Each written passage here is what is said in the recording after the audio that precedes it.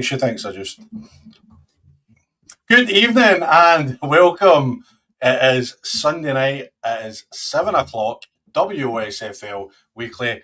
I'm your host, Johnny Bailey. Delighted to be joined by my bi-weekly partner, PG. How are you, my friend? I'm good, mate. Delighted to see that CUMNOCK got a win today. That was great news. Aye, happy to be here, mate. So how are you? I'm good, mate. I'm good. Lighter nights and everything. I'm sitting looking out into the back garden and it's nice and light. Apart from the hailstones that have just pelted down here in Ayrshire, but apart from we don't get that here. You've got the man to make sure the weather's okay up in Posh, or whatever it is you're for. I know I'm good, mate. I'm good. Really busy. It's been a busy few weeks and stuff like that. So the show's been really good. I don't know if you caught last week with Ross. Really good insight. Huh? I did not, mate. I feel like I have no time for anything. I know it's to be expected, but it's a good one to go back and watch because I wanted to put to him the question, and we'll come on to it later on a wee bit maybe, but I spoke to him a wee bit about this when he was on the radio, when he was on Now Ayrshire Radio with us. Like, he must be getting sick of people like going, "Oh, well done, Muircut, like good wee Muircut, look at how they're doing," all that kind of thing. And you should listen to it because he was quite strong on it. Do you know what I mean? He was basically like, "It's no my fault they've been rubbish for 30 years. Do you know what I mean? We're no rubbish now, so stop going on about it." Do you know? So he was really good. He was really good, to be fair. And I asked him if he was in for the Drumchapel job, and he said no. So, well, that's an interesting one. Obviously, it's one we'll come to. It's interesting to see what's going to happen there. I know. Right. We will come on to it. We'll cover everything as we always do. Loads of talking points, PG, loads of stuff to chew over. As always, moves, managerial moves, signings, cup wins, etc., etc. So thanks for joining us. If you are watching us, get involved as ever. Your engagement is much, much appreciated. Any questions, comments you've got for us about anything that's going on in the west of Scotland? When PG and I do this show every 2 weeks, it's a good opportunity for us just to talk about anything you want to talk about, because when we've got the managers on, we tend to kind of focus more on their jobs, etc., etc. So it's a good chance. You get any rumours, anything you want us to talk about, then please fire it in the chat. If you're watching, hit the like button on YouTube. It says there's 24 people watching, so can we just all hit the like button now and then that's it, done? Because we go back and there's like 10, 11 likes and stuff like that, and it would make a big difference that if you're watching or even re-watching, just hit the like button on the stream. It's much, much appreciated. That's the thing, Johnny. I know. Like, obviously, people are listening, and it's fantastic, and it's not the end of the world if you don't. But in terms of getting the show out there, getting the likes and all that, it makes a difference. It pushes YouTube push it based on likes and shares and all that type of stuff, so we can grow the channel, get better stuff on board, and just grow the level. Because let's be honest, that's what we're all here for. We love this level of football. Aye, definitely. And if you're listening on audio, download the episode, rate and review on your podcast networks. We are sponsored by the good folks at Roxburgh Insurance Brokers, GLA Chauffeurs, and of course, Gary and the guys at VSN Sport. And don't forget, you can hear us every Monday evening still, PG, on East End Community every Monday Radio. So make sure you check us out there if you're looking for something to listen to. Right, mate. We may as well we'll get the cup games, as we always tend to do. We'll get the cup games out the way to begin with. We might as well start with the game that was played today. CUMNOCK winning the South Challenge Cup, beating University of Stirling 2-0. Massive congratulations to CUMNOCK. Sounds as if it was reasonably comfortable for them, going by what I've been hearing. And what I would say, PG, is we had Stephen Swift on Now Ayrshire Radio yesterday morning talking about the game and stuff like that, doing a wee preview for the game. And I was thinking about it before the show tonight because I knew we were going to talk about it. But see, when I think back to that interview, it just seemed to me like he was ready, like they were ready for this. You know, he just had that kind of steely focus in his voice and that determination. So no surprise to see them go and win the day. It's a great result for them. I mean, I know University of Stirling can be a wee bit up and down at times, but they're a good side. They dished out a couple of doings to get to the final. But CUMNOCK 10-0, didn't they? Aye. As much as I was quite critical of CUMNOCK last season, But this is one of the ones where sometimes it shows when you give a manager time and you allow them to put their plans across. And it might not go. Don't get me wrong. Like last season was not. It was not a failure for them. Like we said, they finished 7th, and it was the highest they've been in the last few years. But they're better than that, and they're showing that this season, and it's just a tremendous result. And he must know, like, you know, it's like you've been there yourself, Johnny. See, when you're doing well, you kind of feel like, I don't know how we're going to lose. It just gets that way, and that's obviously the way they are now. So congratulations to Swifty and CUMNOCK, all the players and everybody involved, because that's a really good win. I know we've spoken about how bad the sponsorship is with the South and how little prize money there is, but that's a big competition. That is so many teams in it, such a big competition, and for a team who are not in the Lowland League to go and win it, congratulations, CUMNOCK, really well done. Aye, there will be nobody in that CUMNOCK dressing room that will give a jot about the fact there's no prize money. Nah. You know, they will be absolutely buzzing that they've won a cup. And see, at the end of the day, see now, they've won a cup, they're going to get promoted. I know they're up there challenging for the league now, they're in the title race, but this has been a really successful season for them because they're going to get promoted and they've won a cup. So, yep. And it's like 29th of March and you're saying Swifty, job done, basically. Do you know what I mean? It's fantastic. It's just, it's job done. It's the league's not gone either. I mean, I know you're not saying that, but see, in terms of like we're saying job done, they've still in with a real good shout. See if they've still come Talbot to play twice. I mean, you win the games twice. They are right in the hunt, and it becomes a proper 3-way race to see who can win the Premier League. Mm-hmm. Yep. No. So finally, I just see Kenny just saying there that CUMNOCK were up for it more than the uni, and then he's just saying that the uni boys have school in the morning, which maybe play onwards there. Aye, but I think that was kind of what, like I said, I just felt talking to him yesterday that they were ready for it. Like obviously, Stephen knows the level as well, but in the lower league with BSC etc. and stuff like that. So, massive congratulations to everybody connected with CUMNOCK. Big well done to them. Into the other cup game in the West, Auchinleck take care of Johnston Burgh 3-1. I see Auchinleck signed Corey Armour again on loan from Kilmarnock, the goalkeeper. So I don't know if I saw Jordan Longmuir was on the bench. Don't know if Willie Muir's picked up an injury, but it's good to get Corey back. He's a very good goalie. And I saw that they're bringing back Jamie Glasgow as well on a short term to the end of the season. Probably, I mean, I don't mean this in a bad way, but it's probably like a body. Do you know what I mean? That Jamie's obviously was at Whitlets at the start of the year. It didn't work out. I don't know if he's been playing somewhere, but Tucker knows him, knows what he'll get out of him, and he's somebody that he can rely on to see them through the end of the season. But on yesterday's game, sounds fairly straightforward for Auchinleck. And Johnston Burgh going out another cup. That's 2 cups in 3 weeks that Johnston Burgh's went out. So Murday will just need to focus on catching up these league games to get them still in the top 8. Great result for the Talbot. Another cup where they're progressing through and doing really well. Bringing in Corey obviously did well before. Somebody that Tucker's obviously keen on having in the team. And then you've got Jamie as well, where Jamie might be getting, I'm not saying Jamie's old, right? But he's maybe getting on a wee touch.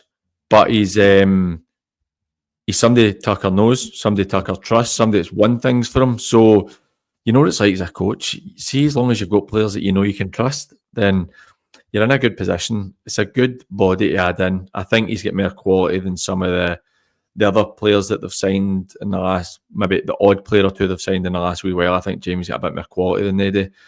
So I think it's well done to them. In terms of Johnston Burgh, it's not good enough this year, is it? I mean, we're looking at out of every cup, the losing to Dundee North End that beat them. Mm-hmm. Yeah. I mean, don't get me wrong, I don't know much about Dundee North End, but that's not a game that Johnston Burgh should be losing. It really isn't. Losing to Talbot's not the end of the world in normal circumstances, but I never want to say a manager should go, because I was literally just talking about how I criticised CUMNOCK last year and Swifty's been absolutely flying this year. But there's got to be questions asked. Murday will know himself that this is nowhere near good enough. They've only been able to win 11 at their 18 league games. Excuse me. And then you're at all the cups. I just don't think it's good enough for a club who have got the quality that the Borough have, the financial backing that the Borough have got. They're miles away from it, and that's really, really poor in my eyes. Aye, it would be interesting to get if there was any Johnston Borough fans listening or watching, like what they feels maybe missing this season. Do you know what I mean? Like what they're maybe struggling with. I know they went through that period where they lost the 4 games and they think they'd only scored 1 goal or no goals or something like that. So it'd be interesting to see what they think. But I suppose now it's all about how they finish the season. Finish the season strongly, get into that low League West, and then kind of take it from there. I'm a bit in 2 camps where ultimately getting promoted into the Lone League West next season is the main aim. Losing in cups is going to happen. But see if you're losing kind of latter stages of cups, it's not the end of the world. But to me, you're sitting 7th in the league. I still think they've got too much to no go up. I genuinely believe there's almost no chance they won't go up. But sitting 6th or 7th in the Premier League with the resources they've got anywhere near good enough, I don't think it is.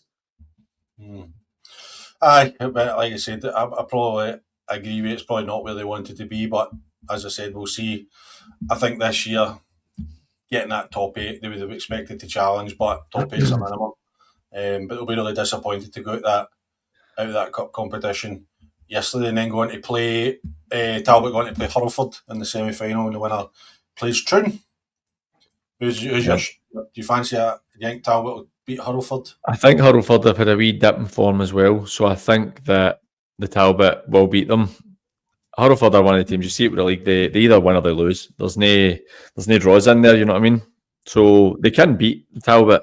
I just think if the Talbot turn up, then they'll win, and it'll be a really good tie between Troon and Talbot if that's what it turns out to be. But will Troon be able to do a bit better than the last couple of games where they've suffered heavy defeats? Aye. Well, going on to the Premier League, talking about Troon, with both CUMNOCK and Auchinleck not in league action, Troon had the chance to go 4 points clear at the top of the table. And as we always say, we know they've played more games, but still they've got those points in the bag, and they do it in style. 6-1 away to Rutherglen, 4-0 up at half time, and then just take care of business. Really, it's an impressive result in the manner that they went about it. I was kind of following it on social media because of the kickoff time, and I think they were like 2-3 up really quickly and just must have just killed the game. And that's it. And while we're on that game, PG, just your thoughts on Rutherglen changing their manager, Tam Miller coming in to take over as manager there. Quite interesting. I don't know why that would happen. I know they're sitting second bottom of the league, but for Glencairn, that's not the be-all and end-all this season. They kind of get relegated. The management team had done a really good job, I thought. I mean, getting promoted last year, really competitive side. I mean, I really hope Tam does well. He's a former teammate of mine, so I hope he does really well, and I wish him all the best. But I wonder if there's something else going on behind the scenes, because it was strange. And I also saw in the announcement when they were saying Tam was taking over that it was likely that he would be taking the team for next season as well, which the wording of that seemed a bit strange to me. I don't really understand why they... Like, what is Rutherglen's ambitions? You know what I mean? Because they seem to bounce back and forth between the First Division and the Premier Division quite regularly. They never really... Maybe I'm misspeaking here, but I don't think they've ever really sustained a period in the Premier League. But I don't think they have the investment or the wages to be able to do that. So when you're in that kind of situation, like what... And Liam's just saying the other statement said results and performances weren't up to scratch, but it's just like the managers have been there for a while, do you know, and they've done well getting them promoted and stuff. I would have liked to see the club show a bit of loyalty to them personally, but that's just always the way and that's nothing against Tam. I don't know Tam, so it's nothing against him, but it's just my view is always that managers should get more time, and especially getting them promoted. What is their ambitions? I don't really... Seems like they're not quite aligned. You're spot on when you say they're a team that bounce up and down. I think that Glencairn are a very good First Division team. And to me, this has been an outsider. Success to me for Glencairn would be a team who could push mid-table in the Premier League. That's, to me, would be success. And maybe Like see things. what Shots are doing, personally. 100%. They're very similar type clubs in that sense. And like I said, Tam's an ex-teammate of mine. He's a great guy as well. I really wish him all the best. I hope that he can pick up some results and keep the job for next season, because they're definitely going to be more competitive next season than this season, because you're obviously losing the top 8 teams. So they're all gone. And for talking sake, say Glencairn are sitting 15th in the league. That's the equivalent of them being 6th or 7th in the league in a normal situation in terms of like where the teams below them are. So I don't really understand it myself. I don't see the need, but maybe there's other things behind the scenes, and the committee just really weren't happy with the style of football they're playing, because I've not seen them play this season. But it was a really good win for Troon, though. Let's vote a wee word on Troon then. We're talking about Troon obviously having played more games, but they're 6 points clear, and the Talbot are 3 points, 3 games behind. They're 4 points clear of CUMNOCK, and CUMNOCK are a game behind. So they're in a situation where it's so tight. I mean, Talbot go and drop points in the next game, Troon win. They've opened a really good gap there. They're definitely in a position where you're saying you'd probably rather have the points and know that that's there instead of having the games in hand, because they're no guarantees. Mm-hmm. Yep, and just looking ahead to Wednesday night, PG just probably put a bow in that. Auchinleck play Shots at home, and Troon play Hurlford at home on Wednesday night. I would expect 2 home wins there. So with that personally, but Shots good result yesterday going to Hurlford and winning. But I'm the same as. I think, see, if you're like in terms of Troon, they've obviously not won a league title in I don't know how long. See, if you want to be a team who are going to go and win league titles, playing Hurlford at home is a game that you have to go and win. You just have to. I'm not saying if they don't win it, they won't win the league, but in terms of if you want to go and cement it and make sure, you've got to go and win the games. Aye, no, I would probably agree with you. And then Johnston Burgh play St Cadoc's on Wednesday as well.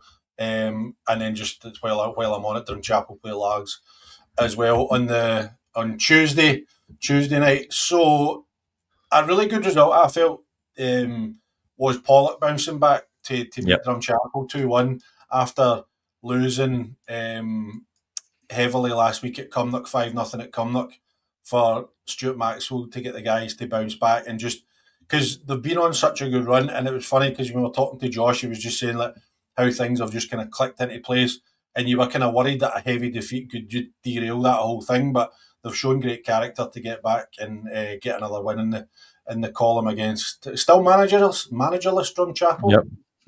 Yep. I would see in terms of Pollock. I mean, I know I predicted them. I was the only one that predicted them to go up. But that was a very hard one for me to call, because I thought it was going to be really tight. Their run of form has been fantastic. I know we've spoken at length about their budget being a lot smaller than quite a few teams in the league, probably most teams. They had to bring in a lot of players for lower leagues. And see, to be honest, the job that the management team have done there since kind of November-ish time is fantastic. I mean, they're one of the most informed teams in the league. It's just such a good turnaround, and I don't know going to win the league, but to me, Pollock finishing within the top 5 is one of it would put them in one of the achievements of the season for me, because I just did not think that they were going to be able to do that. So they've done really well. They've really turned it around, and it's just good to see. I'm really pleased for them, pleased for Josh and that as well, knowing that they've been putting a lot of hard work in. So it's great to see. Aye, no, absolutely. And have you heard anything, Drumchapel? What would you kind of alluded to something? Nothing. Absolutely nothing. It's weird, isn't it? So I know that a couple of people have applied for it, and I won't say names just for their own privacy with it, but there's 2 in particular. There was one in particular I think would maybe do well at it, but I don't know. I don't know why it's taking so long. I don't know if JB wants to take your team. Because obviously he was kind of co-manager with Hopi. I don't know if JB wants to continue and just take the team. I really don't know. And what Liam said, he's heard a rumour that they've approached Willie Dyer. Willie obviously was there with Drumchapel for a few seasons, and I think Willie would do a great job. If I was Willie, I'd stay at Arthurlie. I think that the work he's doing there is excellent, and it's a club who, even though the Drum are doing great things, Atherley's a more established club. They're going to the new park in a year and a half's time. I think if I was Wally, I'd stay where I am. But I'm intrigued to see how it goes. Aye, it's interesting when you talk about that and you talk about Atherley. Like there was obviously the whole stuff with Colin leaving Atherley that seemed as if the place was a bit of a mess. But since Willie's come in, it's all been pretty quiet on that front. There's not really been anything around that. Everything seems pretty harmonious. Now they're winning games, winning mass, everything as I always say. But it's interesting that there's been nothing there. Aye. I know it's strange, and like you said, winning does mask pretty much everything.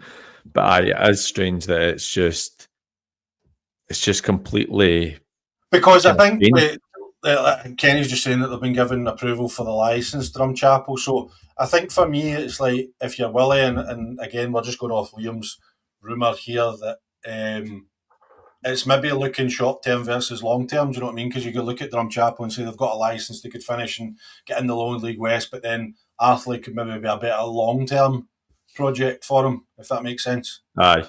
No, I agree. I think that Atherley's a bigger club than Drumchapel. I think he should stay where he is because they're kind of a sleeping giant, Atherley, and there's no too many clubs at our level who are bigger than them. And next season, I think that they could go and win the league as well if they continue in the form that they're in. I mean, as it stands, themselves and Hurlford would be the top two ranked teams in the Premier League next season. But it's interesting. But I just wanted, before we move on and talk about co-winning, because obviously we're going to have to talk about Chris Stranger in there, I just want to give a big shout out to Jimmy Quigley and Renfrew getting a win. I was really pleased to see that yesterday. I'd love to see Renfrew go up. I don't think it'll happen this year, but I'd love to see Renfrew go up. But are they getting a licence? Did I see? I heard somebody say that they won there. So I'd heard that everybody apart from Hurlford. Kenny can tell us if he's allowed, but I'd heard that everybody apart from Hurlford and Atherley were going for the licence, but then I also heard the same view. Is that, Kenny? Is that no? You can't tell us, or no? They're not. No, they're not the licence. I did hear as well that they were going for it, but then that they weren't going for it. So it does look like to me like they probably won't be. But again, right, Renfrew didn't get it. Renfrew didn't get it. So I've also heard that Shotts didn't get it as well. PG. Right. So that's what I've heard. So as it stands right now, we've obviously got Atherley, Hurlford, Shotts, Renfrew that now all can't go up. Aye, and that's the thing. It's they're 4 teams who'll be really looking to try and do something in the league next season, and it'll be good to see that for them. But moving on to St Cadoc's, obviously with a new management team in there, still we got a win, but saying that's not really on them with the fact that they're playing a lot of young guys and they've come in and it's a hard shift. Playing against co-winning, losing 3-0, co-winning, Chris Strain back, which I think people were watching last week. They would have saw me say that I heard that was going to be the case. It wasn't really. I'm not exactly Inspector Gadget working that one out, but it was, I did tell the people on here last week. Aye, that had been the rumour. That I think that was doing the rounds with quite a few group chats and stuff with Straining. I heard a lot of players weren't happy that Kev was leaving, but they've responded really well, getting a win. And I think that players are fickle as anything. Of course they are. I hate that. Like it happens all the time. Like players are not happy, and then you see them and they're all in the starting lineup and they're scoring goals. Do you know what I mean? And they're all hugging each other after the game and stuff like that. Like players are fickle as anything, man. Aye, of course. I mean, we've both been fickle players, but that gives co-winning a really good chance of getting promoted, having Straney in. I don't think, other than one or two other managers, the track record that any manager at this level is as good as Straney's. Co-winning, he got them to finish 4th in the league a few years back. He leaves them, they get relegated. Back-to-back trophies, league titles with Beath. They're sitting in the relegation zone if it was a normal season this season. These teams are not really the same when Straney leaves, so I think that it's a great appointment for them. I know there's a lot of change in the background. The chairman leaving, Ben, the media man leaving, so there's a lot of turmoil by the looks of it. But for what I'm hearing, there's a decent bit of investment getting in as well. So I think that's a great appointment for co-winning. And I wouldn't be surprised to see them starting to throw some wins together. It might not be enough this season, but if they if they can I turn think it with the around. other teams what we're talking about, PG, it really opens it up because you're looking in the top 8 already. You've got Athley and Hurlford who are out straight away. You know, I mean, the other teams that we've spoken about that aren't probably going to be licensed are below. So you're looking at down to 10th and going in a Yep. point behind Glenafton I in know. 10th. So With 8 games to go, I know. you know, it's more than doable, and Chris is more than good enough to put a run together to get them up. And I wouldn't be surprised to see that, to be honest. I wouldn't be surprised myself, particularly when you put it like that. And then not just on that as well. I looked at I was checking social media before I came in. I saw that Paul McDougall had left St Ants, and he obviously worked with Chris at Bede, I think. So I think it might be a reunion Well, on the cards there because I saw obviously that they said we'd spoken earlier today because you'd sent me the picture of the tweet, and I'd said to you I'd heard maybe 2 or 3 weeks ago that if Straney was getting a job, then Paul McDougall would leave the Ants. I don't even know how, was it 5 games, 4 games or something? So I think it's probably a good move for Paul. I don't know him personally, but I think it's probably a good move for him because the Ants at this moment in time is an exceptionally difficult job. And I know there'll be lots of applicants who will be going for it because that just seems to be the nature of the beast just now. But that's an exceptionally difficult job. So probably a good move for Paul if he gets on well with Straney. If that's the case, we've obviously not had it announced, but it is what I was told weeks ago. So there is a good chance that we're just putting 2 and 2 together, aren't we? And, aye. So it'll be interesting to see what happens during Conan. Aye, like we normally do. Shots beat Hurlford 4-1, both of them kind of go up, so it's kind of meaningless. Lars beat Glenafton 3-0. You get anything on those two to kind of put a but I suppose the only I thought was interesting was Ricky Little signing for Glenafton during the week. I did see that, aye. Glenafton will be a bit disappointed because obviously they had 3 wins in a row and then they lost to Troon and then they get back to winning ways against Glencairn and then drew with Glencairn and then losing to Largs. That inconsistency is going to be a real issue for them because it did look like they were starting to pick up, but it's a good result for Largs. They needed that to kind of keep themselves in the hunt, and I think that Largs will have enough to get themselves into the promotion spots and get up into the Lone League West next season. Mm-hmm. Yep, no, definitely. Okay, into the first division.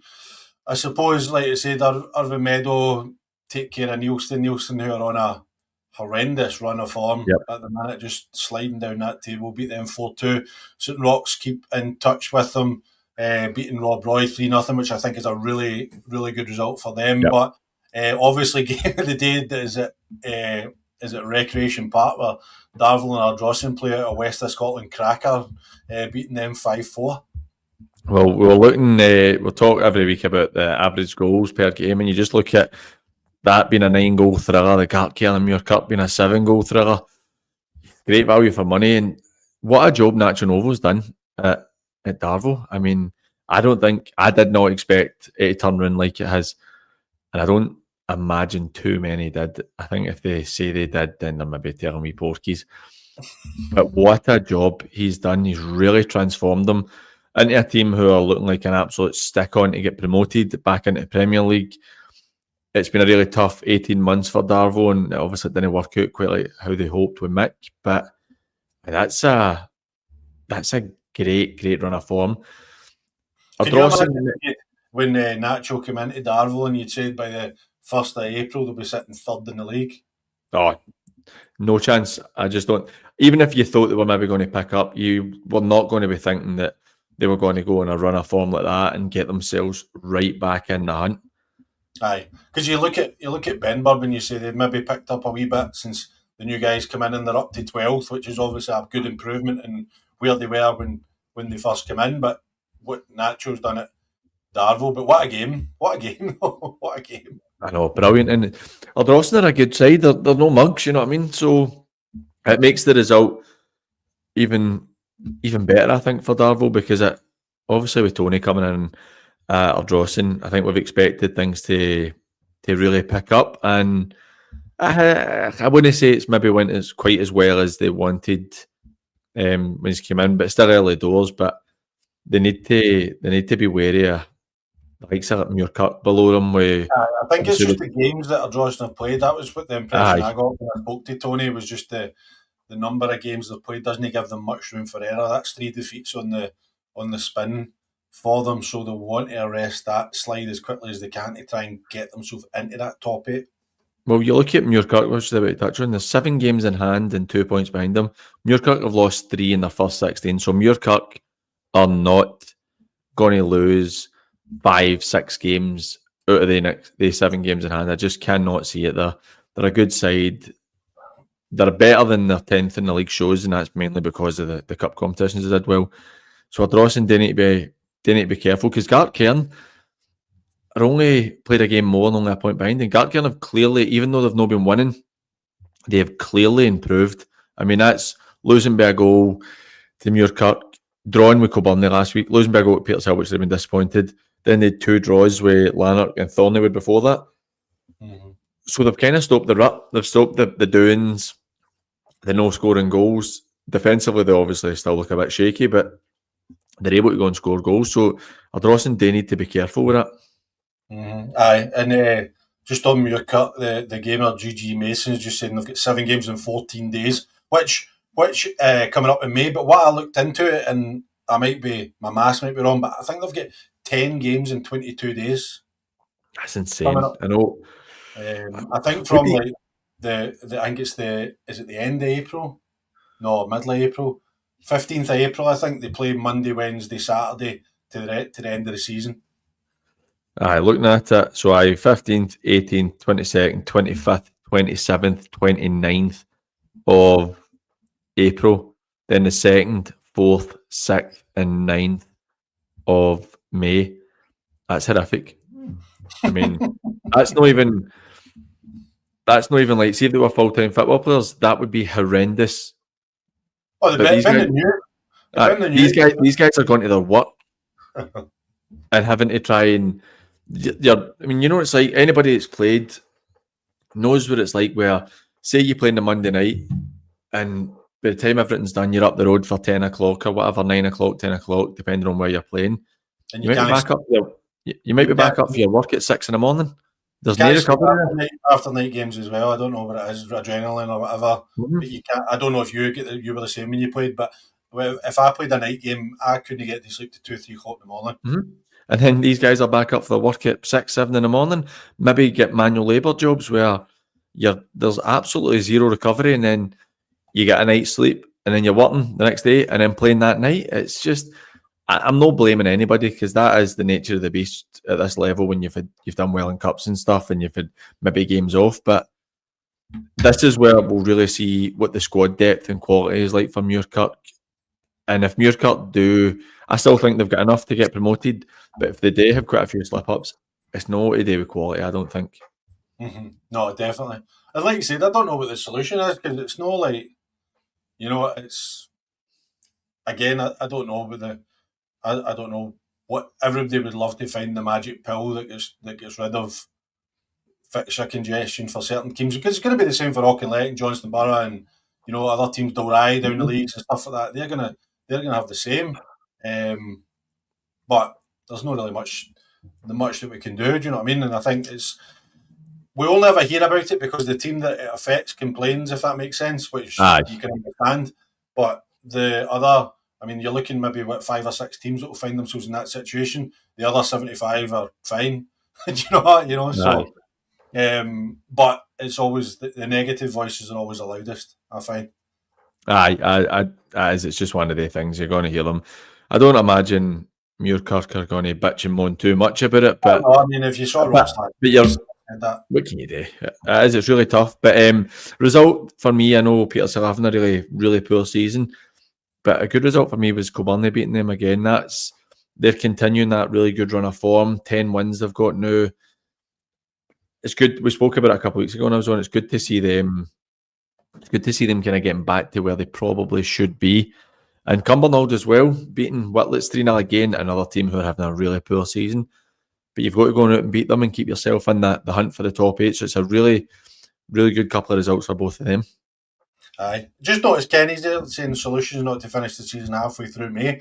Whose decision is that, Kenny, and why can't it be extended. I can understand maybe the Premier League if they've got to play a playoff against a team that's maybe finished their season, but doing the leagues, I don't see any reason why we couldn't extend it down the leagues, into the end of May or start of June. I remember the season used to go on to start, like sometimes you'd be playing towards the end of May, so I don't know if it's maybe in the constitution or something like that, do you know what I mean? So maybe Kenny will give us the answer.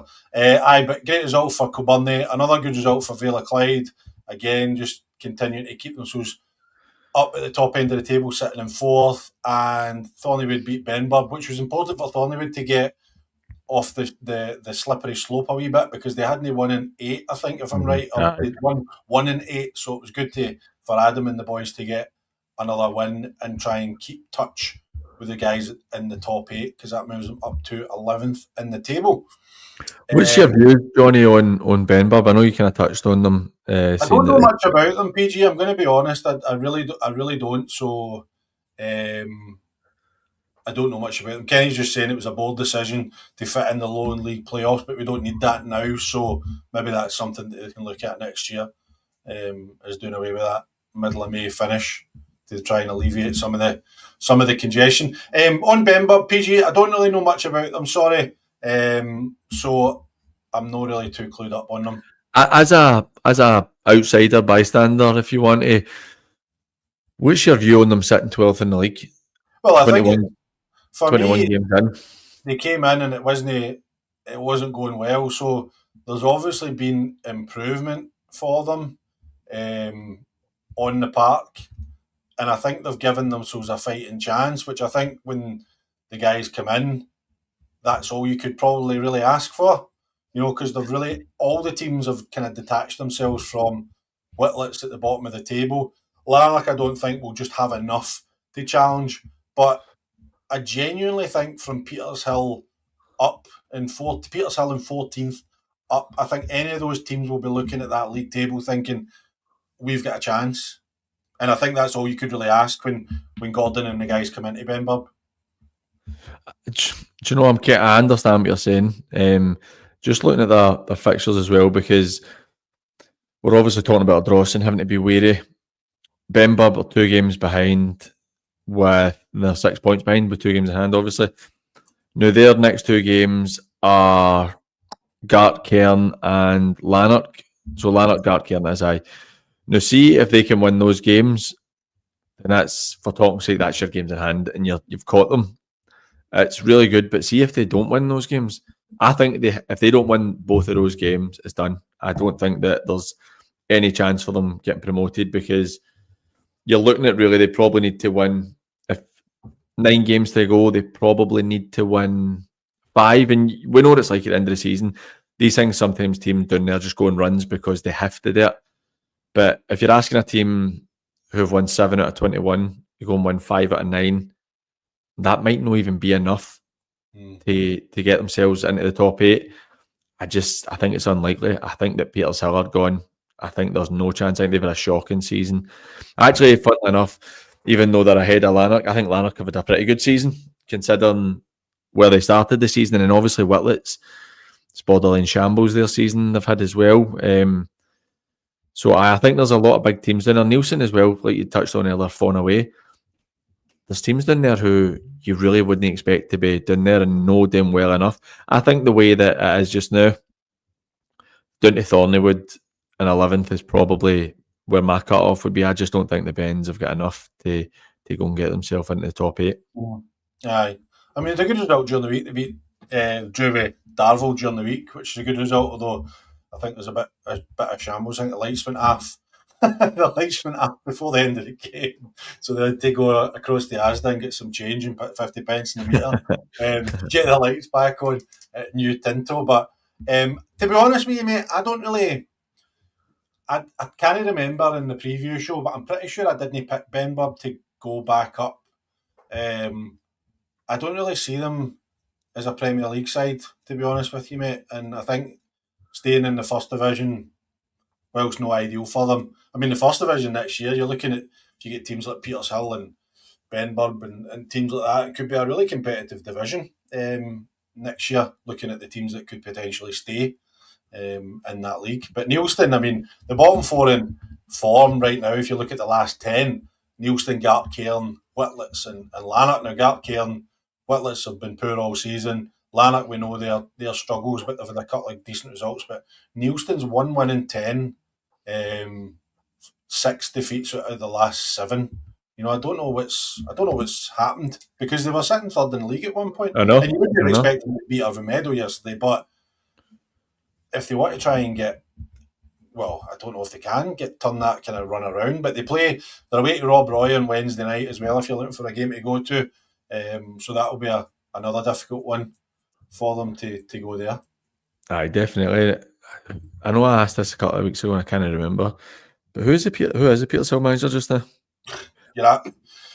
Don't know. It's if anybody knows, if you could put it in the comments, it'd be appreciated. You're meant to be the Glasgow guy, PG. I know. It's terrible. I don't know.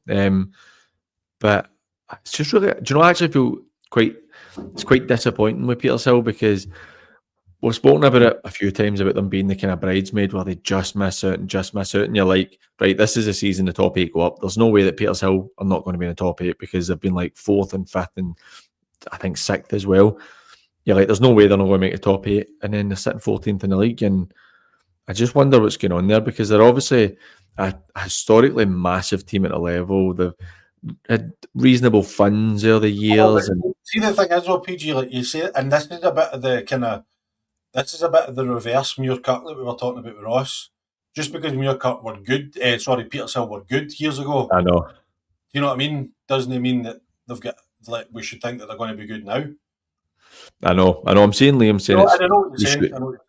He's sure it's Craig Palmer. I didn't think it was Palmer, but I thought Palmer had left, to be honest. But it's really disappointing for them, and maybe they'll be competitive next year. Maybe they just need a wee year to regroup, and then when the league is, in quotations, I mean, like when was the last time that Petershill were good, like competing for honours at the top end of the Premier League? Oh, you're probably going back about 15 years or something like that. Do you know what I mean? Like, that's no. We shouldn't be holding that up as a standard.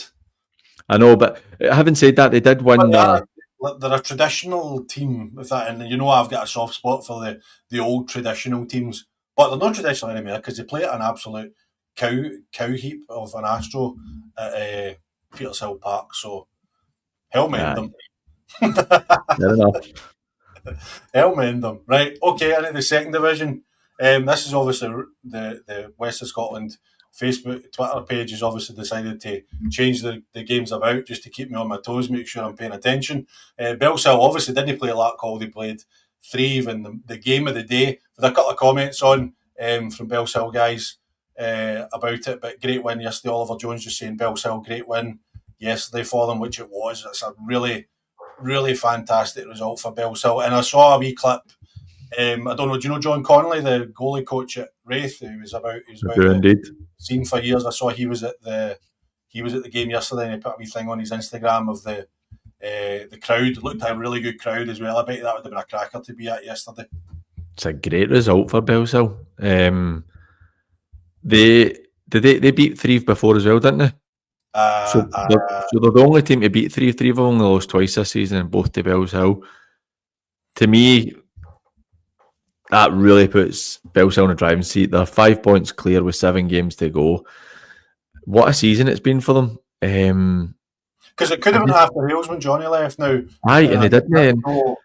Maybe that bit of continuity was what they needed. Just the assistant stepping up and stuff, and they've done really well. I think that they should be really happy with it, and it looks like the people at BELLSHILL are turning out in good numbers to support them as well, which is obviously great and obviously helps with revenue for the club.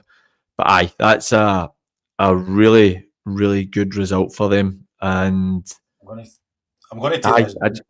I think these are 2 weeks ago results. Hold on. Aye, because we've got 800 yesterday. Oliver was saying.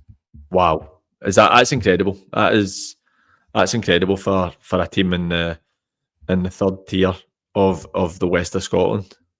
It's amazing.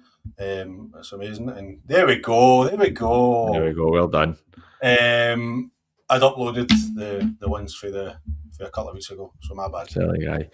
The three was Ross Irvin not been there anymore. That's it. The wheels have come off.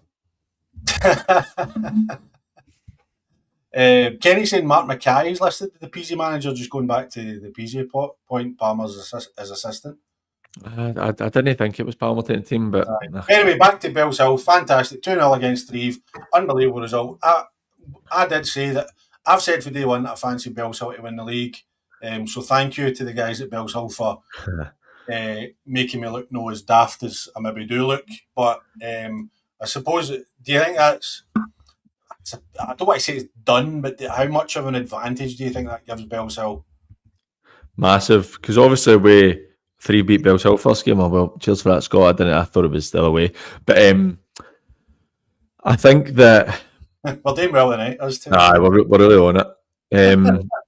I think that if you're looking at it, Bellshill have dropped the 4 games. Have dropped points in out of 23. It's unlikely that they're going to drop points that many in 7, but they could go and lose next week. THREAVE could win, and the pressure's right on. But I agree with you. I think that Bellshill are definitely in the driving seat. Mm-hmm. Aye, no, absolutely. And then kind of looking around the results for anything else that jumps out at you, PG. I think for me, Les Mahago going to Maryhill. Were you at it? Were you I was indeed. That's your update. It wasn't the best of games. The park at Lockburn was how the park at Lockburn gets when it's raining and heavy and boggy. Neither team really get the chance to play any football. I thought Les Mahago did deserve their win. They were a bit more robust, and they clearly had a bit of quality in their team, and they did well. They deserved the win. See, if I'm being honest, I think 3-0 might have been a wee bit more favourable than the result should have been, but they definitely deserved their win. So that'll be me getting back into coaching again. That's it. I'll put it out there. Since I get the bin for Yoker, I spoke to Mark yesterday, so I'm going to be getting into coaching Maryhill, so I'm looking forward to that. What's wrong with him? Is he alright? I don't know, mate. I don't know. Maybe he wants them not to get promoted or something. I don't know. What about you? You're saying you're too busy and all that kind of stuff, and you're still. I think there's something wrong with me though. Like I can't sit still. No, you're quite right, mate. Listen, mate, all the best with it.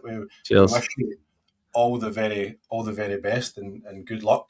Touch on Greenock, just because Gary Fleming obviously left post last weekend as well. So disappointed for Gary. I sent him a message, just said he felt it was the right time to move on. So disappointing for Greenock, but good result for Andy and Blantyre. Really good result. They needed that just to keep. I know they're not going to win the league, but they needed that just to keep themselves right in that kind of top half of the table and guarantee themselves the promotion spot. On Greenock, I actually think it's a massive loss for Greenock not having Flemmy. Well, everybody knows, obviously, I'm a Portman, and there's no love lost with Greenock, but I really like Flemmy. I think he's a great guy, and I think he's a really good coach. I think he's somebody that somebody should take a chance on. Somebody higher up should take a chance on, because Greenock don't have a budget, really. They don't have much money. They don't have a lot. Whereas kind of some of the clubs that maybe don't do as well higher up have got more resources and stuff. Fleming's been there with St Cadoc's. He was helping Doyley in at St Cadoc's, and I just think he's a guy that knows his stuff. So I'd say somebody should give him an opportunity, because I'm hoping he's not going to be out for long, because he's a good guy and he's a really knowledgeable guy in our level of football. Mm-hmm. Aye, definitely. Couple of teams in the bottom half of the table putting a couple of runs together. PG Maybole, new manager Tony Murphy in at Maybole, good mate of mine. So good luck to Tony, come from Troon 20s, previous player at Troon and Maybole as well. So good luck to him. Great result for them in his first game, going to Thorn and winning 3-2. That's 3 in rebound for Maybole. And then Ashfield going to Larkholland, winning 2-0. That's 6 wins in a row for Peter Hill and the guys at Ashfield. So those two teams we're talking about teams in the first division making a run. These two are potentially making a run for that top 8. I wonder it's well done to Maybole, because they've really picked it up since since you guys left, really, to be honest. That is the thing. But no, it's been a good couple of weeks. You touch on Ashfield, that's 6 wins in the bounce for them. They're absolutely flying, and I would not have called that 2 months ago or 3 months ago. I would not have said that Ashfield. You could see the results were getting a bit better, but you wouldn't have said they were going to go and put 6 wins together.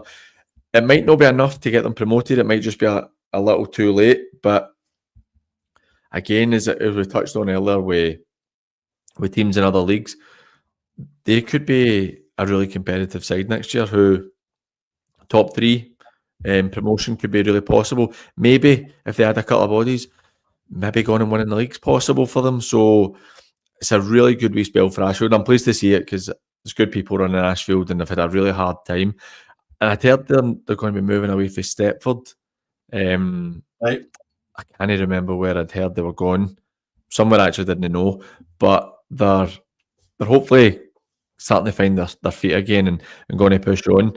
Same with Mabel. You don't want to see teams just dropping down divisions and not being competitive, so it's good for them to get a couple of wins.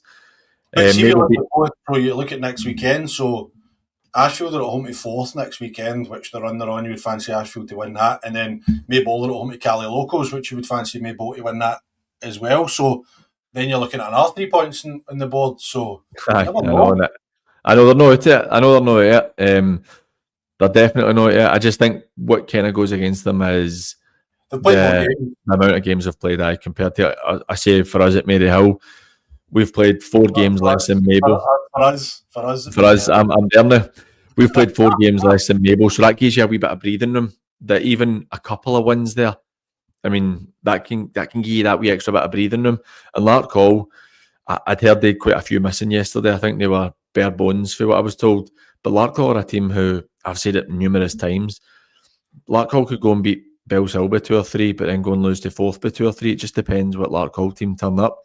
So it'll be interesting. It definitely will. And I was talking to somebody who was at the Cali Locals game yesterday, and I didn't realise how young their squad was.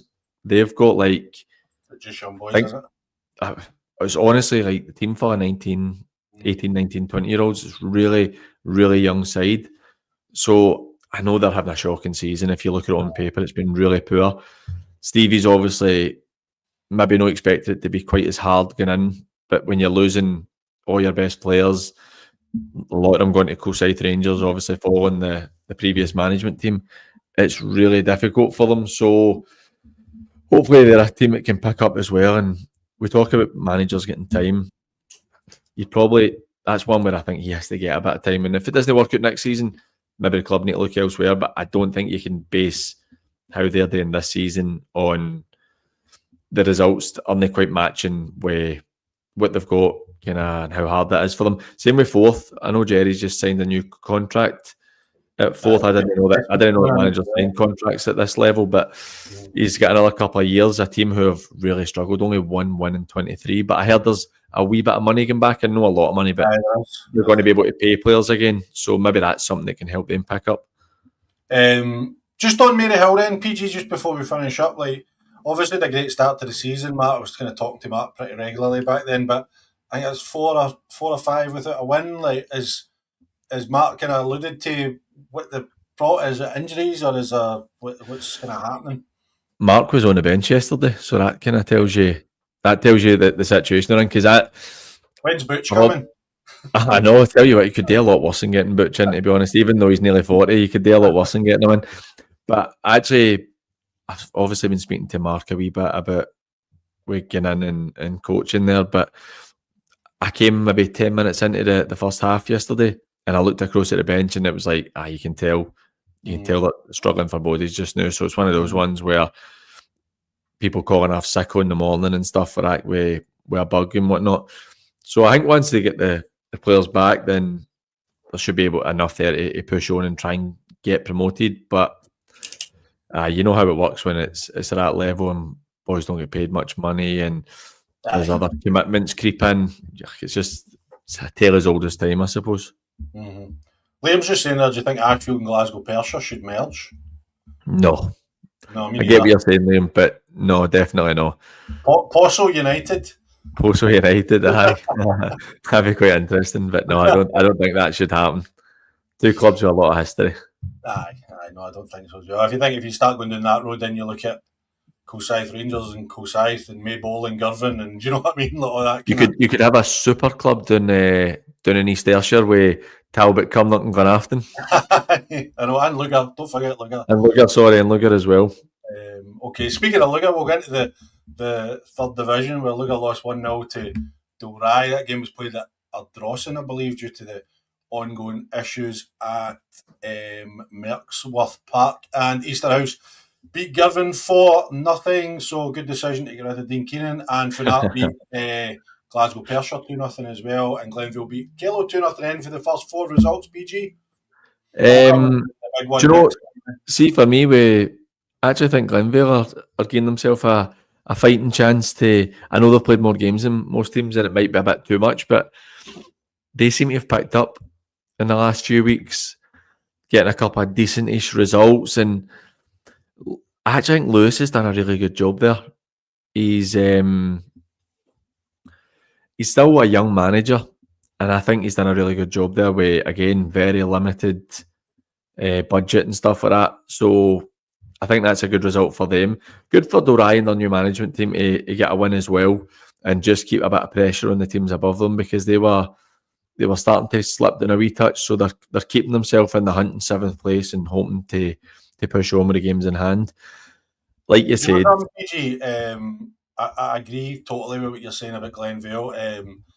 I saw that they brought in a young lad called Mikey McPeak, who's from Prestwick, where I stay as well, and he's at Irvine Meadow just now. We had him at Maybole at the start of the season. Very talented footballer, and once he gets to grips at how to play the men's game without being disrespectful, then he could be a really good player. But great quality, and I saw he scored a cracking free kick against Dalry a couple of weeks ago, so maybe he's doing the business for you. In terms of Easterhouse and Girvan, any thoughts on our friend Dino leaving Girvan? I think it's a bit of a joke, to be honest with you. I mean, obviously, I'm not going into too much detail. We've both spoken to Dean, and I think that how it's been handled has been pretty poor. I think that they're coming out and saying that there's no improvement. This was a team who, in the third division last year, were struggling to keep themselves in the third division, and now he's a team that was sitting 6th in the league. I don't believe they'll finish there, and they might just slip out of the top 8. But to me, that signs improvement. I don't get the need to move them on. Even wait to the end of the season and see what happens. But I just think it's a really, really poor decision on their part. Dino can be a big character, and he doesn't shy away from giving his opinion, but he's honest, and I think that it's no great for me. I just think that they should have kept him. But Easterhouse, good result for them. They really needed that, and it keeps them on the periphery and making that top 8 as well. So Danny will be really pleased to go and get such a convincing one. Mm-hmm. Yeah, no, I will. And I think I've got Danny coming on the show next weekend. Good.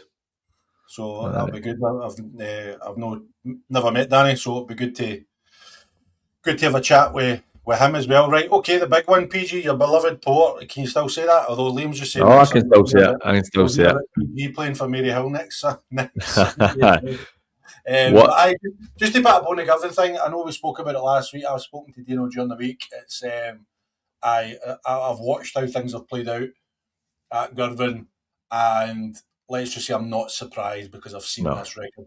To use an old phrase my granny used to say, I've had apples off this cart before. You know? So that's what I'm going to say. So I'm not surprised the way that they've gone about things with some of the characters that are there. Okay, Port Glasgow, your beloved Port, 2-1 win. The mighty Port, delighted for them, particularly after a surprise defeat last week to Glasgow United. I was really, really surprised at that. That is the Port, though. That's what they kind of do every now and again. But Knightswood have really had the Port's number. I mean, I think they've beaten them the last 3 or 4 games. So for the Port to go and beat them yesterday, that was a really big one for them. Puts 5 points between the two of them, but Knightswood have 3 games in hand. I think Knightswood are good enough to go ahead of them. But I'm really, really pleased for Tam. I think that the Port are building a good side, just as I think Craigmark and Knightswood are building good sides. And they'll be teams that will be really competitive next year in the second division. I think that they're going to add a lot of quality to that division. Just to slightly go off on a tangent, you look at most of the leagues, like for talking about the Premier League, won't be anywhere near as strong next season as it is this season. And I think the first won't be as strong as it is this season. But I actually think the second division will be very, barring one or two teams, will be very similar quality as it is to this season. And that's because you've got a good Craigmark coming up, good Port Glasgow, good Knightswood. Yoker as well. If Yoker can hold on to most of their players, then Yoker have got a good side. So I think it could add a bit of quality to the second division as well next season. But aye, great result for the Port. I still think they'll finish third.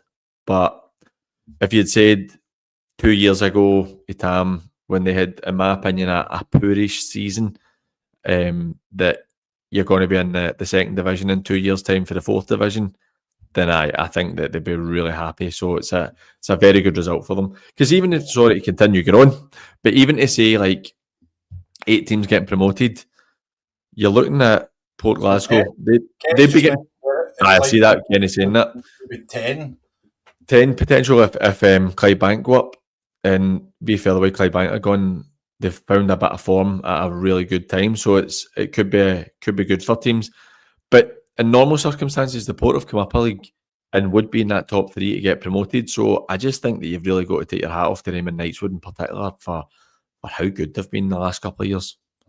Yeah, no, absolutely. They've been a credit to the league, definitely. Yoker beat Glasgow United 2-0, but I want to just touch on Ardere beating St Anne's 4-1 now. It's probably a game that Ardere should have won, but then we would probably have said that about the game against Glasgow Pershore and games against Lugar that they've struggled to win. No winning 7, I think, before yesterday. So it was really important for Sean and the boys at Ardere to get off the slide and to get a win under their belts. I was looking at the results as they came in like I do most Saturdays, and I saw the Ants went 1-0 up, and a part of me thought, oh no, are Ardere just going to fall apart here? They've had a really poor run. They're kind of clinging on to that 8th spot just now. And I know that Sean will be bitterly disappointed with how the season's playing out, particularly after a really strong start. I think they're lucky in a sense, though, that it's the Ants are playing.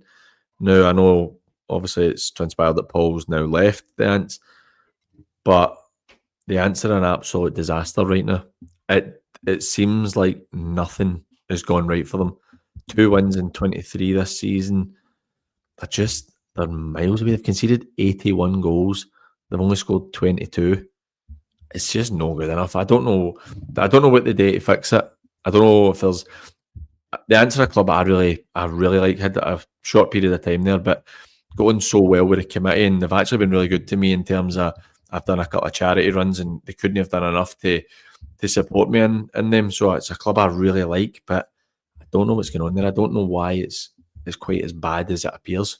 Aye, it's a good club. I mean, it's a good club. It's a bit like, I kind of liken them a bit to the way Lugar are down here now. I've got personal affinity to Lugar, but the way that the season that they've had with such great people there, you don't want to see it. But hopefully they can get a new manager in that can get things sorted out for them. Liam just asking if Easterhouse or Clyde are getting Stepford. I don't know. I've not heard anything about that. Have you heard anything?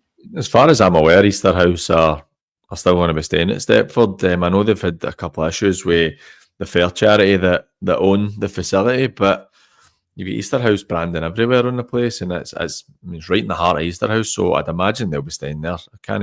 I've not heard otherwise anyway. I don't know about Clyde. I don't know.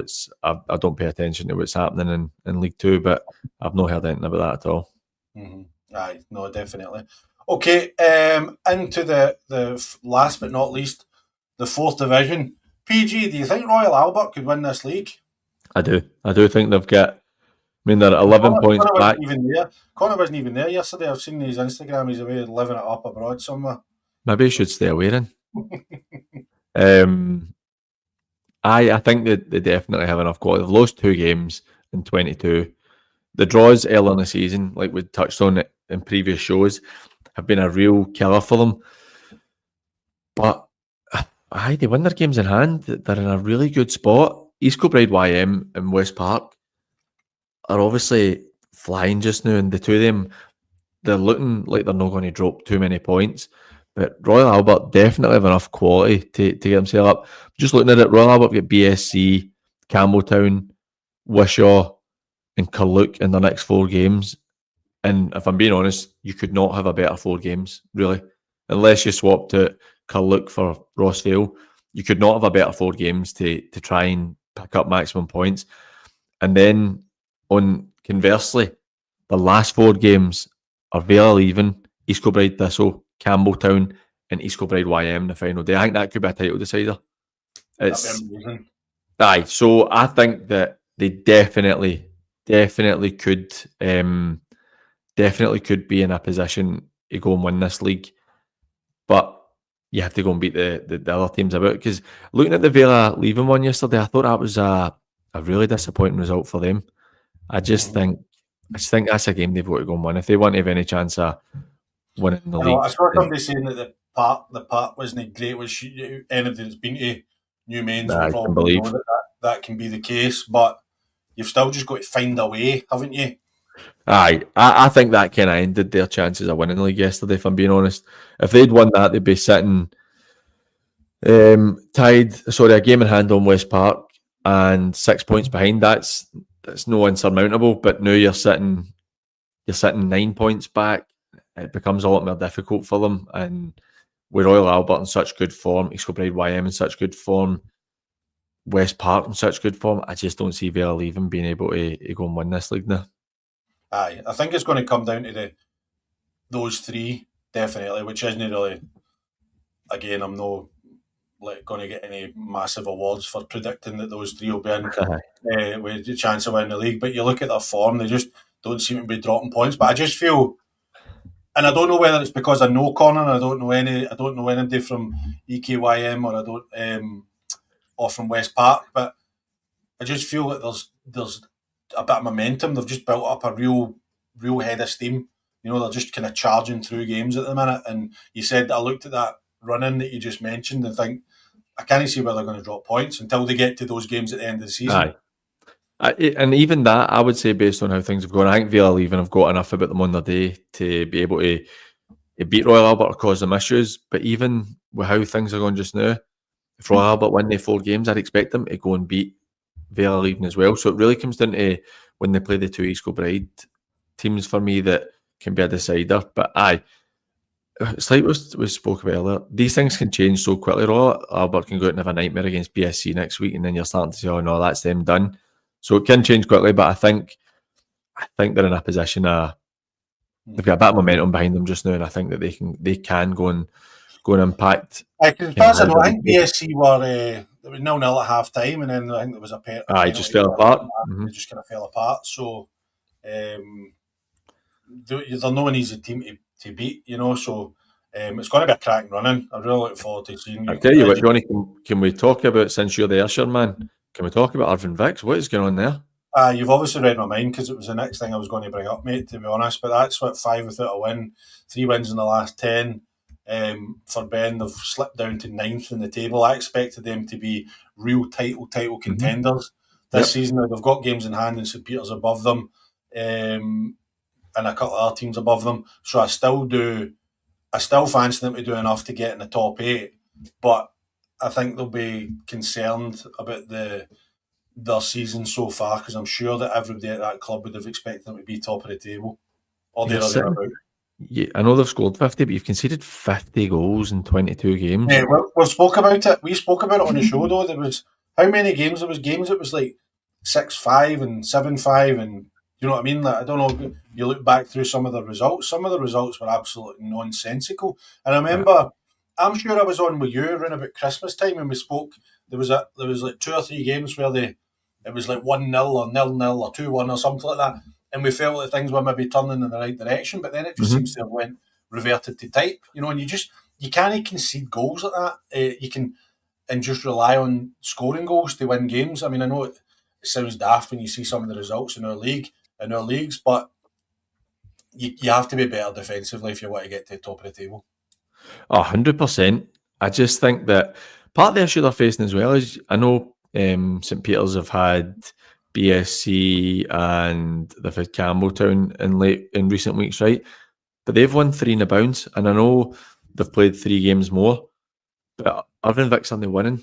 So it is conceivable that Irvine Vics could lose 4 at the next 5, and St Peter's only need to win 2 at the next 5 to put themselves in a position where they're starting to get kind of even with them or get a wee bit ahead of them. So they really need to be careful with it. And GIFNOCK for me are a funny team as well. They could potentially win a couple of games and close the gap as well. So it is very tight for them. And I think that if Irvine Vics don't get promoted, it's been a shocking season for them. Right. No, I would agree with you in that. I definitely would. And I see they go to Saltcoats next week, which according to a tough game. According to the website, according to the West of Scotland Football League website, it's at Valefield, so back on the grass for Saltcoats. So that might be a benefit for Saltcoats. I wouldn't be surprised if Saltcoats get something off them next week. Again, I wouldn't be surprised if Irvine Vics can go and win it, but it's not an easy game for them next week. It really isn't it? Mm-hmm. No, but the running's going to be an absolute cracker. I can't wait to see, especially if Royal Albert keep going the way they're going. EKYM been real success stories for me this season. Definitely coming into the league and just found us. I remember they kind of had a couple of iffy results towards the start of the season. I think they lost their first 2, didn't they? Irvine Vics and Calgary, I think. They did have a sticky start, but they've sure turned it around. I'm just looking there. They play West Park on the 11th of April at West Park, so that'll be a really good one. They've got New Mains, West Park, St Peter's, Eglinton, East Kilbride, Thistle, and Royal Albert. That's a really tough run. Aye. That is a tough run. And the thing is, see if they're going to win the league, you have to go and beat them. But you could see points being dropped there as well, because I know East Kilbride, Thistle, they've got quite a lot of games in hand, and like they're not even out yet, to be honest. If they win their games in hand, they're right back in the hunt. But it's a lot to overcome. And like we said earlier, and I think it was Liam that agreed with, you'd rather have the points on board than the games in hand. West Park, they don't have a game next week, then they go East Kilbride, YM, GIFNOCK, New Mains, and Ross Vale. So I'd say EKYM definitely get the hardest run. Definitely, aye. They definitely have. And maybe that's part of the reason why the run of form's been so good, is that they've had more of the favourable games because of the hard start and a hard finish. So they've had more of their favourable games through the middle of the season, and that's why they've picked up so many points. But for what I hear, they're a good side, and they try and play good football. So it's good to see them having such a good season in the first year in, which I think a lot of you thought they would. And EKYM FC GR is just saying GIFNOCK were very good yesterday, can trouble anyone on their day, which we know they can. Yep. And again, I know we're talking about the top 3, top 4. I think the battle for the 8 or 10 or whatever it's going to be is going to be good. So I hope Paul Smith's still watching, because we will discuss Clydebank right now, because that would be a massive if Clydebank could do the business. Sorry, before we do that, can we just do Campbelltown watch, since we like to talk about Campbelltown? So they lost 4-0 yesterday. So that is 14 wins and 101 league games at a level. It just continues, right? But well done to St Peter's on the win yesterday. Let's talk about Clydebank. Right. Well, before we do, let's just put a wee bit on the Stepford stuff. So Kenny's just saying that Clyde have put a bid in for an asset transfer of Stepford, as have Easterhouse. So just have to wait. I hope Easterhouse get it. So they are. I mean, Clyde's playing at Hamilton and Hamilton playing at Clyde. See, once you do that, you shouldn't be allowed to do anything football, to be honest. I know, and just to add to it, Clyde's one of my former teams. Aye, but that's about everybody, though. Nah, that's one of my, I think, to be honest, I think almost everybody played for Clyde at one point as well. Did you play first team? I was full-time with them and playing reserves, but I was there the year after they put Celtic out the Scottish Cup and Roy Keane's debut. A few of my mates were in that squad. Neil McGregor, Stevie Master. Neil was there when I was there. I was one of the young players at the time. Stevie Master and Eddie Malone. Yep. Good mates of mine. So aye, good. Right. So Clydebank. I don't really follow the Lowland League. I follow Clydebank on X, so I do see results and stuff like that. But they're looking as if they're in a good place and could be opening up, as Kenny says, 10 promotion spots for the teams below if they get the job done. Do you think they can? I think they can. I'd have said maybe 3 or 4 weeks ago it's looking unlikely. Bonnyrigg were absolutely flying. Then you've had a couple of good results, and yesterday I know it wasn't. I don't know how the game panned out. I know it finished 1-0. It wasn't an overly emphatic win, but it's a win. It's a clean sheet. Clydebank, even though they only scored one yesterday, scored a lot of goals, and I think that them a real shout. They've got Cowdenbeath during the week, and it's actually slipped my mind who they've got next Saturday, but they're definitely in the hunt with it. They need to keep an eye on it because Linlithgow have started to come back as well. So Linlithgow are in with a real shout of getting them. I think it's going to be a really interesting finish to the league because you've got 4 teams potentially who can maybe go and win it. So it'll be interesting. And I really want Clydebank to do well because I still consider them one of our clubs. I'd really like them to do well. Obviously, I really like Moff and Gaz and stuff there as well. So for them, I'd like them to get promoted. But a wee part of me would like them to be in the West of Scotland Lone League. The Lone League West next season because it's just another good side and it's a great crowd. And it would be really interesting to have Talbot and Clydebank and all that playing against each other again. But it would be good for them to get promoted, and they're definitely in my shot. Mm-hmm. No, definitely. And it'd be good for everybody else because it means that could be looking at 10 teams up because obviously Stirling will go down to the Lone League East. So you're looking at 10 promotion spots. So we've spent all season talking about the top 8 and then it's going to be a waste of time, really, isn't it? It might be pointless. But I think that I think it's going to be really interesting for them, and I do hope they go up, but I would like the idea of having them back as well. But it's going to be tight. Mm-hmm. So I'm just looking. Sorry, I've got it up there. So as it stands, Bonnyrigg are on 65 points, having played 31 games. Clydebank are on 64, played 30. Tranent are on 63, played 30. And Linlithgow are on 62, played 29. Mm-hmm. So you get any of the 4 teams could win the league. So it makes it very, very tight. And it shows though, like that's 3 former East junior sides in there. And the first West Premier team to get promoted are right in the hunt to win it. So it shows that the kind of junior teams are the better teams of it.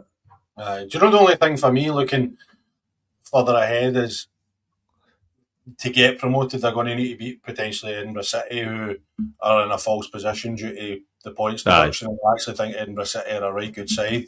So I think that will be really, really impressive if the Lone League winners, first of all, beats the Highland League winners, but then goes on to beat the Team 42, because I think Edinburgh City, are a good side. I'd like you say, it's a false position for them, but it's going to be interesting to see. It's going to be interesting to see how it pans out. I think they'd have preferred Dumbarton, but with the 10 points, that obviously through the deductions and stuff, that 10 points is going to be probably too hard for them to close down in the last 5 games. But you see, to be honest, as poor as the setup is in terms of the winners of the Lone League and the winners of the Highland League should automatically go into League 2, they just have to go and beat them. That's it. It's, you know what you need to do, so you just go and beat them with 2 legs. Mm-hmm. Yeah, no, definitely. Okay, mate. Anything else you want to, any more news or anything like that you want to talk about before we wrap up? No, I think that's us. We've bored these lovely people for long enough. No, not at all. It's been good. It's been good as always. I've really enjoyed it. It's been good chat. Thanks to everybody for getting involved. The comments have been great coming in as always. The chats. Apologies if we don't get to them all, but we try we try as best we can to get to as many comments and questions as we possibly can, and we really appreciate your engagement. Remember, hit that like button. Do it just now if you're watching, just before you switch off the stream. Make sure and hit the like button. If you're watching this, if you're re-watching this, hit the like button on both the streams as well. Please subscribe to the Pyramid Promotions channel. It is much appreciated. If you're listening in audio form, download the episode, rate and review on your podcast networks. We are sponsored by Roxburgh Insurance Brokers, GLA Chauffeurs and VSN Sport. Don't forget you can catch this show on a Monday evening on East End Community Radio, and you can also catch me talking about West of Scotland football for the 10 a.m. on Now Ayrshire Radio if you're down here as well. Right, PG? Let's see it. Right. I'm going to show you. I think we've just missed it. We have just missed it. We're the same as last week. 3.8. Again, I think that's the third week in a row. I've been 3.8, 3.9, round about there, right? But do you know how we were talking last week and we were saying that, and I was kind of, or 2 weeks ago, and I was saying like how sometimes you think it's just us two talking about football, and you don't think people are actually interested in what we're saying, and then you'll get a message that makes you go, oh, actually people do actually like what we do and are interested in it. So Bernard McPhee, right, he's the analyst at Irvine Meadow. Right, okay. Right? He sent me a DM on X last night and says, I hear you talk about the average goals on a podcast and thought you might appreciate some data. He's got around average goals per week, and he sent me a PDF that Bernard's put together, which is absolutely outstanding. And he's got the average goals for the full season. Excellent. Which is unbelievable. So across the season, as of March 27th, which was obviously Saturday there, Friday, so just before yesterday's games, 1,355 games, average 4.07 Yes, so yes. Across the whole season, we're above the 4 average. I love that commitment that he's actually done that. It's amazing. So the third division is the highest, 4.2. Yeah, that makes sense. Then the second division, 4.1, 4.16. First division, 4.09. Fourth division, 3.88. And the Premier Division, 3.59. It's cup games as well. So that's brilliant. I do appreciate that kind of. Oh, it's brilliant. I really appreciate Bernard sending it on to me. And what I'll ask him to do is at the end of the season, maybe he can give us a total for the season. Once the season all wraps up. That would be good. See where we're at. Before we finish up, I want to shout out to see what's happened to our two Talbot guys. Where's Craig and Chainsaw Chap? Where are they? I know the Chainsaw Chap wasn't here last week. I don't know if he was watching the Scottish Cup draw. He's maybe not paid his broadband bill. But Craig came in earlier. He was just saying he was at his regional game for his under 16, so he missed the start. Good win for Talbot. Couple of good signings too. Yeah, we spoke about that, Craig. So you'll need to go back and re-watch him while you're doing. Make sure you hit the like button on the video. But the Chainsaw Chap wasn't here last week either. Oh, well, I hope he's all right because he's probably got an accident with a chainsaw. Particularly when he's on his bike. But I hope he's all right because it's appreciated. We've actually, obviously I'm not on every week, but we've had quite a few different people commenting this week, which is genuinely really appreciated. So thanks to everybody that does that. But we also like our regulars to stay. Aye, no, definitely. It's amazing. I think I don't know why, but I think the last 2 or 3 weeks, I would say, PG, probably, I feel like the comments, the viewers and stuff like that has really picked up, which has been really, really good, definitely. Because it would be a bit rubbish doing this on a Sunday night and nobody was interested. Very true, very true. Right, mate. So as I said, I will be back next Sunday at 7 o'clock. We'll recapping all the weekend's action. Be joined by Danny Simpson, the Easter House manager, who's going to come on and talk a wee bit. Maybe he'll be able to shed some light on the Stepford carry on when he's on next week. And then 2 weeks' time, we will see your good self again, PG. Definitely, mate. I will be there. Brilliant. Thanks very much for joining us. Thanks to everybody that has tuned in. Until next week, I've been Jonny Bailey. He's been PG. Take care of yourselves and each other. Cheers.